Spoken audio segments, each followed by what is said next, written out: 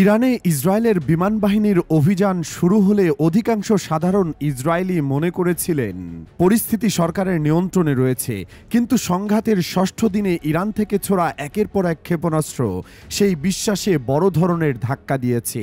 আল জাজিরাকে দেওয়া সাক্ষাৎকারে ইসরায়েলের প্রথম সারির রাজনৈতিক বিশ্লেষক ও ধারাভাষ্যকার ওরি গোল্ডবার্গ বলেন, বৃহস্পতিবার ভোর থেকে ইরান ধারাবাহিকভাবে ইসরায়েলের বিভিন্ন সামরিক স্থাপনায় ক্ষেপণাস্ত্র হামলা চালিয়েছে। এতে দেশটির দক্ষিণাঞ্চলীয় শহর বেয়ারশেভায় অবস্থিত সামরিক বাহিনীর কমান্ড সেন্টার, গোয়েন্দা বিভাগের সদর দপ্তর এবং সামরিক গোয়েন্দা শাখার একটি শিবির সম্পূর্ণভাবে ধ্বংস হয়েছে।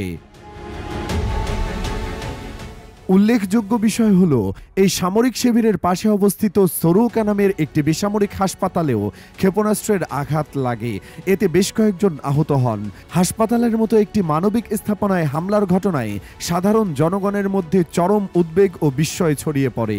ওরি গোল্ডবার্গ বলেন, এই হামলা ইসরায়েলিদের মনে গভীর আতঙ্ক সৃষ্টি করেছে। এতদিন তারা বিশ্বাস করত পরিস্থিতি সরকারের নিয়ন্ত্রণে, কিন্তু আজকের বাস্তবতা তাদের চোখ খুলে দিয়েছে। তাদের সেই বিশ্বাস পুরোপুরি নির্ভরযোগ্য ছিল না।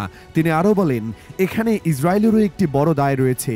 দেশের সামরিক ও বেসামরিক স্থাপনাগুলো অত্যন্ত ঘনিষ্ঠভাবে অবস্থিত, ফলে সামরিক স্থাপনাকে টার্গেট করলে আশপাশের বেসামরিক অবকাঠামোরও ঝুঁকি থেকেই যায়। এই হামলাগুলো শুধু সামরিক দিক থেকেই নয়, মনস্তাত্ত্বিক দিক থেকেও ইসরায়েলি সমাজে গভীর প্রভাব ফেলেছে।